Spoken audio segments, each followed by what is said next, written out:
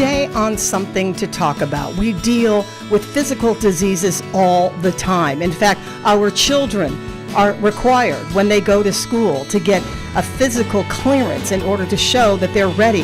But what about our mental health? That's one of those diseases that we don't talk about so much. Well, we're going to do that today with our friends from WestCare Pacific Islands. We are talking about mental health care right here on Something to Talk About.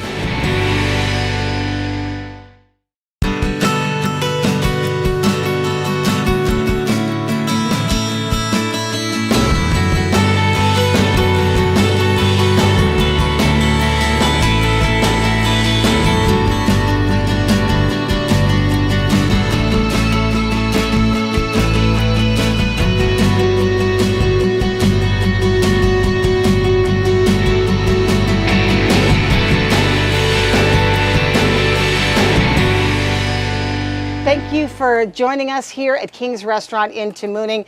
Here we are on Mental Health Awareness Month.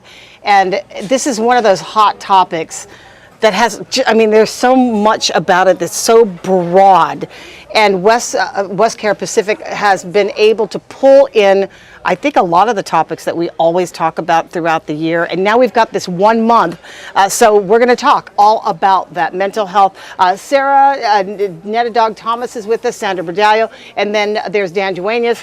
Thanks for coming, WestCare Pacific. We appreciate you guys. The thing about it is that WestCare always works from a lot of the stuff in the inside, and the only time you ever really talk to you guys is when you can come up for air, because mental health is there's a lot of deep issues there. Absolutely, we're always happy to be talking with you, Patty. Thank you for coming again, though. Yeah, I love your program. You always have some great topics, and you always ask such good questions. Well, this is a great topic, and this is one that gets to the core of our being in our society on Guam. Thank you for Tony playing waiter. He's who ordered the fish and fish. Oh man, this is is that you? Is that you? No, we're having the Kanimpika is yours, Dan, and who had the red rice? Oh, the red rice. Okay. Tony, our producer, is actually playing waiter here. We appreciate the dual hats, but mental health issues on Guam gets to the core of our society. Absolutely, and unfortunately, it's once a month that I think the public and many of the agencies come together. And they and they talk about mental health awareness, but it's really something that we should be talking about and all have the time, it integrated into our daily life. It's like we talk about diabetes all the time and cancer. These are all medical issues that plague.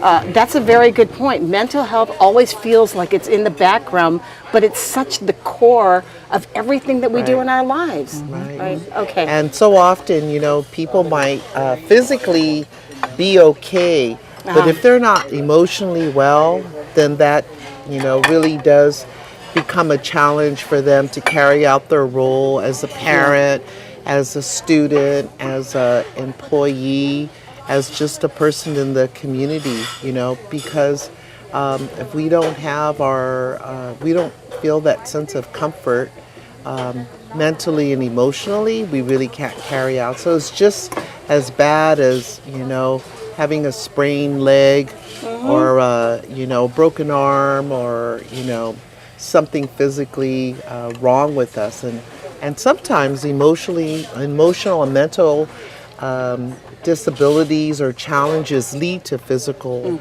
or vice versa. It can be both ways. So it's really important to pay attention. And I guess about a decade ago, the federal government passed the Mental Health Parity Law, which basically says whatever is provided for medical, physical care must also be comparable for mental health care. Yep. So a lot of people, I don't think, understand that you can actually say to your employer or to your insurance company that you know, I need to have some behavioral health care. Yeah. And it should be acknowledged, you know, without judgment or without reservation. Yeah. You should be able to have access to care. Well, Sandra Bordaglia, she's the administrator of behavioral health, and Dan, of course, we've had you on before. Thanks for coming back. A counselor with behavioral health.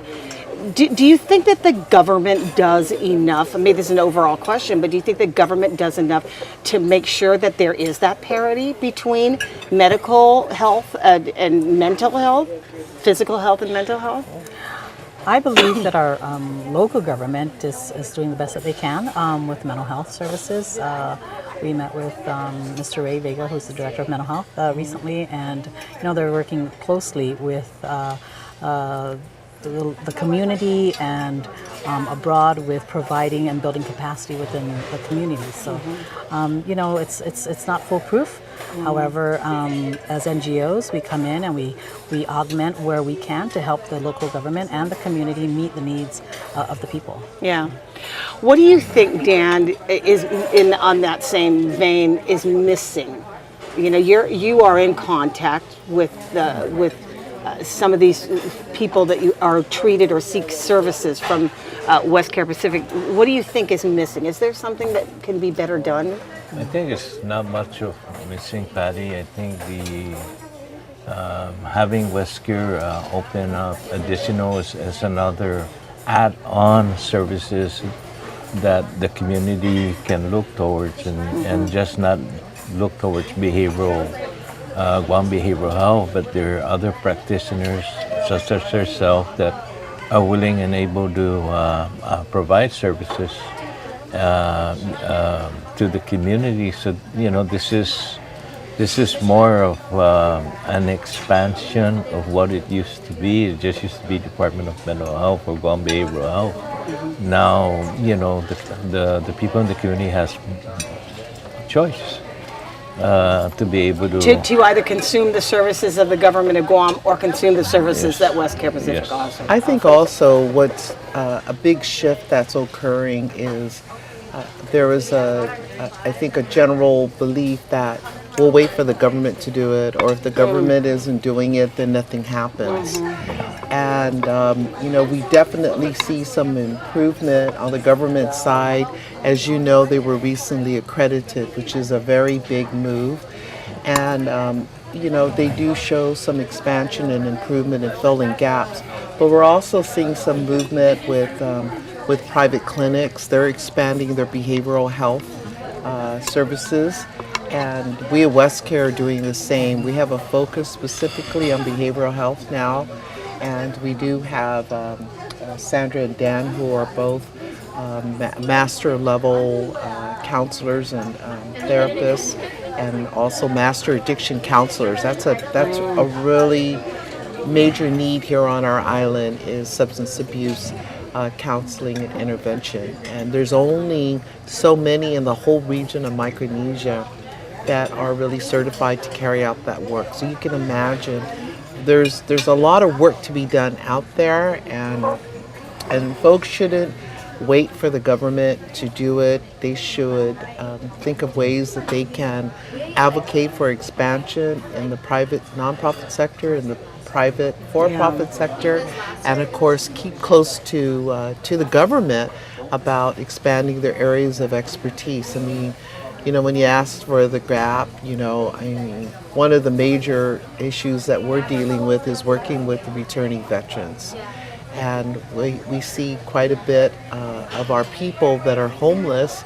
And when you kind of do the survey on what's keeping them in the homeless situation, many of them have unresolved behavioral health issues. They either they know it or they don't know it. And they have been diagnosed or not diagnosed, but they're not stable. And there's some that have substance abuse issues. And I think the hardest part, or that makes it even more complicated, is they're disengaged from their family and they're not accessing services. See, now you're getting to the crux of where I wanted to go. I know that we're a little bit early for what we need to take a break in, but I wanted more time on the second half because I want to get to the crux of all of these issues: veterans, homelessness, substance abuse. There's a lot of these issues that are happening in our community that require great attention, and do we have enough resources on Guam, both on the government side and on the nonprofit or for-profit side? We are with West Care Pacific Islands. We're going to take a break here, eat some food. We'll be right back.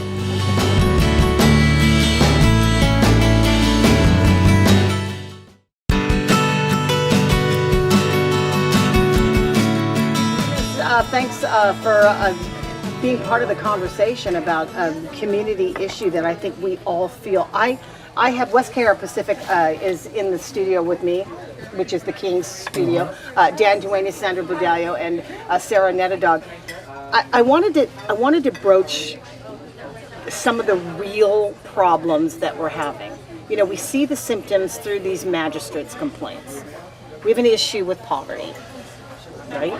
So is that, would you characterize that as, and the eventual drug addiction problem as the issue of people who are poor, who don't have any hope of getting out of whatever lifestyle issue that they have, and that we get into substance abuse or selling drugs? Is that part of the entire trade? Is that where it stems, or am I off the mark? Well, What role does poverty play in mental health? I'm not quite sure. I mean, definitely poverty is one of the contributing factors, but it's been my observation as well that there's a lot of undetected behavioral health issues. And so because people are not being diagnosed at even a younger age, which now we know we can diagnose at a younger age, they're struggling to cope with mood disorders like depression or bipolar or schizophrenia, any of those. They're struggling to cope with it, and oftentimes they turn to drugs to help regulate that, or promiscuity, and it goes on and on. So a lot of these things, I mean, substance abuse doesn't appear, just someone wakes up at 35 years old and says, oh, I'm going to start doing drugs. There's issues that have been there, unresolved issues, since they were young.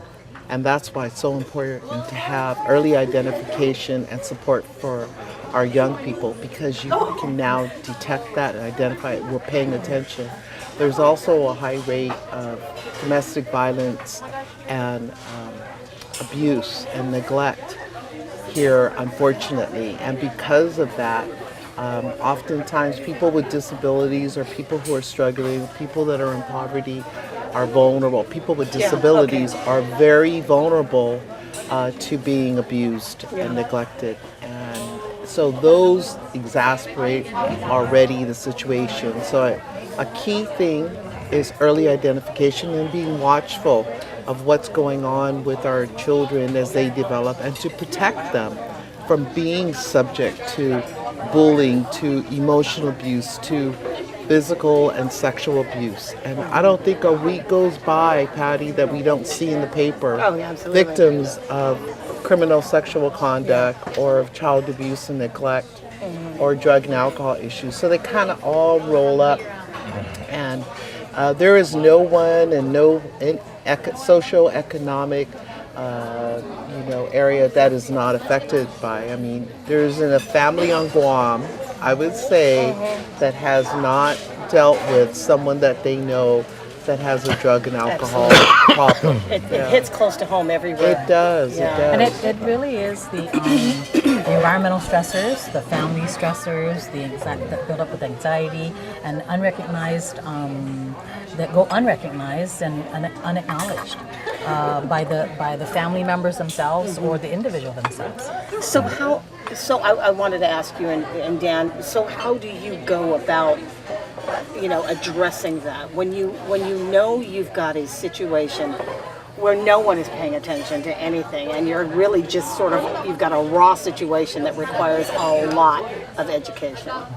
And a lot of times we teach, it's prevention really and education, but for an individual, if I had a family member who was suffering from a mental illness and I had no idea what to do, it's really reaching out, the ability to reach out, being informed, and making that step to overcome the fear of especially stigma.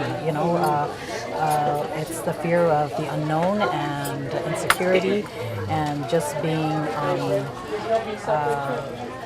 not being able to help your family member.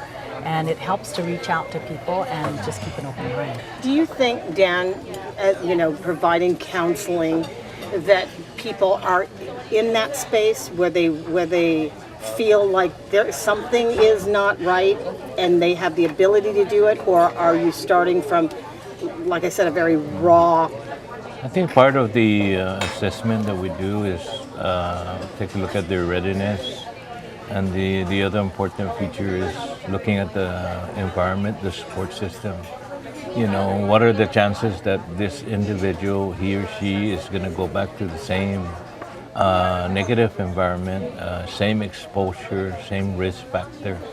So we're hoping that through being able to identify what could work, and is this individual willing to go to the extent, the mileage to make that changes. Is it like a situation of you lead the horse to the water, and then the next step is the hardest step to get them to sign on?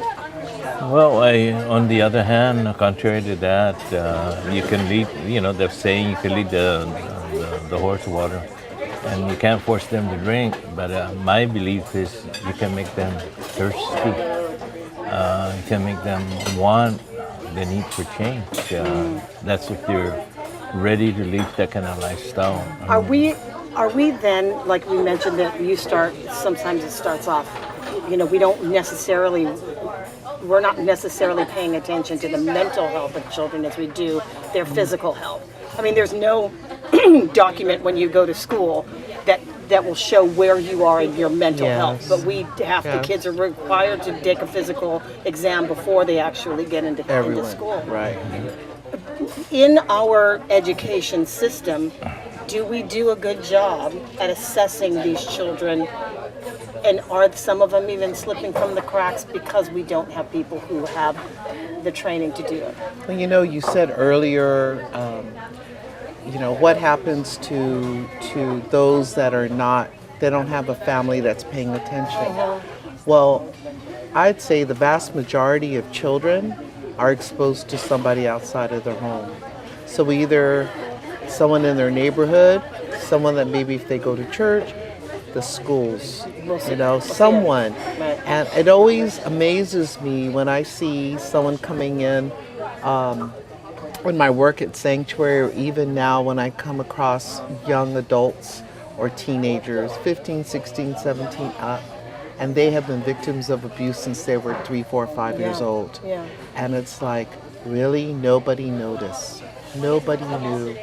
And that person lived for 5, 10 years in silence. And that's not unusual because victims of trauma, sometimes it takes 8 to 35 years for them to have the courage to speak up. Well, I think we're seeing that in the church now. Yes, we are. Yeah. But, where's everybody else at? And how are we being observant to see the signs and the symptoms? So it is a lot of, like Sandra said, a lot of education, a lot of prevention, early identification, and making sure that once we identify something, that we access them to services right away.